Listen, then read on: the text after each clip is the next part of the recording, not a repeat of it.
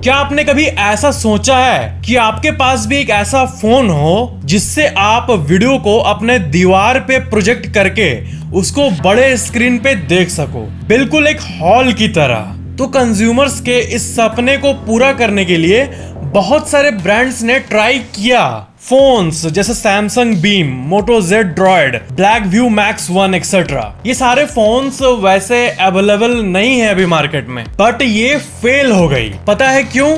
इसके बहुत सारे रीजंस हैं। कुछ चीजें ऐसी होती है ना जिसे हम पूरे मन से करते हैं और उम्मीद भी बहुत होती है, बट रिजल्ट कुछ खास नहीं होता। जैसे एग्जाम देना, किसी लड़के को इम्प्रेस करना एक्सेट्रा। ये फोन्स बहुत बड़ी इनोवेशन थी और फर्स्ट ग्लैंस में देखें तो स्मार्टफोन में प्रोजेक्टर होना एक बहुत मस्त सी चीज लगती है। और प्रोजेक्टर वाला फोन सुन के ऐसे ख्याल आते हैं कि पूरी फैमिली मिलके मूवी को दीवार पे प्रोजेक्ट करके एंजॉय कर पाएगी, बट इट फेल्ड। पहला रीजन तो ये कि बहुत बैटरी कंज्यूम होता है प्रोजेक्शन में। अगर 1-1.5 घंटे की छोटी सी मूवी भी देखो तो उतने में ही फुल चार्ज खत्म हो जाएगा। 1 घंटा देखो, 1.5 घंटे चार्ज करो, 1 घंटा देखो, 1.5 घंटे चार्ज करो। सैमसंग बीम के साथ यही हाई बैटरी कंजम्पशन वाली प्रॉब्लम आ रही थी। कम से कम 7000 mAh का बैटरी होना होगा, तभी एक सस्टेनेबल प्रोजेक्टर फोन आ पाएगा मार्केट में। बट 7000 mAh होगा तो प्राइस भी तो बहुत हाई जाएगा। और एक कारण है फोन का मोटापन। फोन का बॉडी ऑफ कोर्स मोटा हो जाएगा फोन में प्रोजेक्टर के होने से, अगर डिसेंट क्वालिटी का प्रोजेक्टर लगाया जाए तो। और गैलेक्सी बीम की जो प्रोजेक्टर थी वो नॉट सो ग्रेट थी और बैटरी भी बहुत खाती थी। और यही रीजन है कि स्पेसिफिकेशन के नाम पे कैमरा बोल के बहुत सारी कंपनीज कंज्यूमर को अट्रैक्ट कर लेती है, बट प्रोजेक्टर ले लो बोलेगी तो कोई कंज्यूमर नहीं आएगा। फैक्ट नंबर 7, क्या आपको पता है कि साल 2021 का सबसे मोस्ट सोल्ड फोन कौन सा था? इमेजिन करो कौन सा होगा?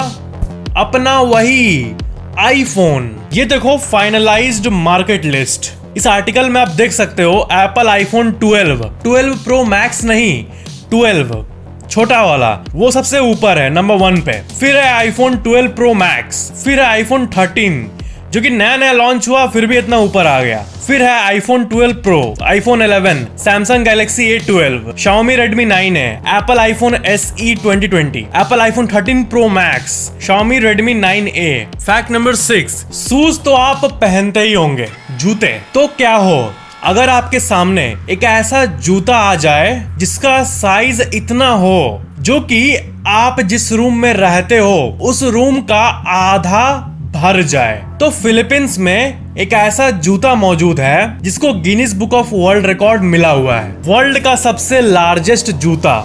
और ये कुछ ऐसा दिखता है, बट ये इसको मिला था। अब लार्जेस्ट जूता का जो वर्ल्ड रिकॉर्ड है वो सुपेरेगा कंपनी के पास है। सुपेरेगा एक इटालियन शू कंपनी है और इसका जो चाइना में ऑफिशियल डिस्ट्रीब्यूटर है इलेक्ट्रिक सेकी, उसने ये बड़ा सा शूज बनाया और अब वर्ल्ड का लार्जेस्ट शू का record Guinness book of world record इसके पास है। वैसे टेक्निक अच्छा है, अगर आप किसी शू कंपनी को चलाते हो तो एक बार बड़ा शू बनवा दो, वर्ल्ड रिकॉर्ड हासिल कर लो और उससे इतनी पब्लिसिटी होगी कि वो कुछ सालों के एड्स के बराबर होगी। फैक्ट नंबर 5, देखो एक नॉलेज आपको दे दूं कि ऐसा जो ट्री दिखता है इसको क्रूम होल्स कहते हैं। मीन्स जो भी ट्रीज बहुत अनयूजुअल जगहों पे रहते हैं, जहां बहुत विंड होता है, बहुत हवा चलता है और बहुत एनवायरमेंटल स्ट्रेस होता है उस पेड़ पे, तब ट्री जो है वो कुछ अनयूजुअल शेप में आ जाता है। एक साइड झुक जाना या फिर सारा ट्री का कंटेंट एक साइड आ जाना, और ऐसे पेड़ का जो लाइफ है वो ऐसे ही गुजरता है। इस तरह के पेड़ों को क्रूम होल्स पेड़ कहते हैं। क्रूम होल्स का जर्मन में मतलब होता है ट्विस्टेड वुड। फैक्ट नंबर 4, एक बियर होता है, इसका साइंटिफिक नेम है हेलाक्टस मेलायनस और इसे कॉमनली सन बियर भी कहा जाता है। और इसकी स्पेशलिटी है इसका जीव।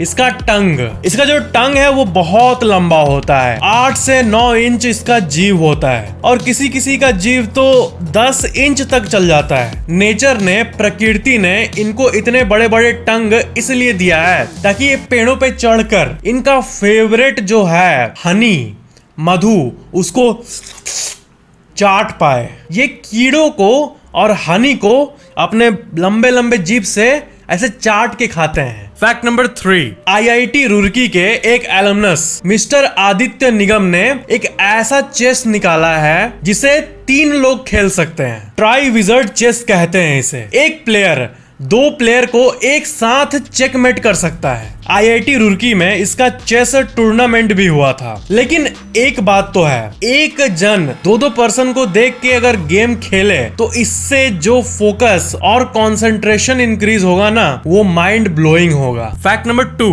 किसी को मछली के बारे में कोई इंफॉर्मेशन हो या ना हो, बट हम लोग सब कोई बचपन से वेल्स जो होते हैं, वेल मछली, उससे तो फैसिनेट होते ही हैं। तो आपको पता है वेल का सिर्फ उसका जो फिन होता है, उसके साइड वाला एरिया, सिर्फ उसके अंदर के बोन को लें और एक इंसान के हड्डी को लें तो उसको कंपेयर करेंगे, तब देखो ये कैसा दिखता है। एक वेल का जो फिन होता है, एक वेल मछली का साइड वाला पार्ट, उसके सामने एक पूरा इंसान का शरीर का जो बोन है वो कैसा दिखता है, वो आप देखो। That's गजब। फैक्ट नंबर 1, एक शो आता था टीवी में जिसका नाम था शॉन द शिप, और ये जो शो है इसमें ऐसा एनिमेशन रहता है कि आपको मतलब रियल ऐसा लगता है रियल का प्लास्टिक सब मूव कर रहा है। तो आपको पता है ये जो शो है इसे बनाने में सबसे ज्यादा मेहनत लगती है। अगर कंप्यूटर एनिमेशन की बात करें तो उससे भी ज्यादा मेहनत ऐसे शोज को बनाने में लगती है। एक एक फ्रेम को लिया जाता है, एक एक फोटो को मिला के हर एंगल में उस प्लास्टिक और क्ले से बने ऑब्जेक्ट का सीन लिया जाता है, फोटो लिया जाता है और मल्टीपल फोटोज को कंबाइन करके ऐसा दिखाया जाता है जैसे वो चल रहा है। इसको स्टॉप मोशन एनिमेशन भी कहते हैं एंड इसमें बहुत ही मेहनत लगती है। हर एक चीज को सेट करो और ऐसे करते करते एक 15 मिनट का एपिसोड बनाओ। बहुत ज्यादा मेहनत वाली काम है ये। मतलब जितने भी सब चीजें आप देखते हो मेहनत करके जो एडिटिंग करते हैं उसमें सबसे टॉप पे VFX आता है, वो तो पता ही होगा, वो तो बहुत ही कॉम्प्लेक्स वर्क है। तो VFX के बाद जो आता है वो एनिमेशन नहीं होता है, 2D एनिमेशन नहीं होता है, बल्कि वर्क, मेहनत और टाइम कंज्यूम की बात करें तो सेकंड में आता है stop motion animation. And Shaun the ship इसी स्टॉप मोशन एनिमेशन के द्वारा क्रिएट किया गया था। ये शो एनिमेटेड नहीं है। आज के फैक्ट्स आपको कैसे लगे नीचे कमेंट जरूर करना। ऐसे ही और वीडियोस के लिए वीडियो को लाइक जरूर करना, और अगर आपने अभी तक इस चैनल को सब्सक्राइब करके घंटा नहीं दबाया है तो जरूर दबा लेना और वीडियो को शेयर भी कर देना।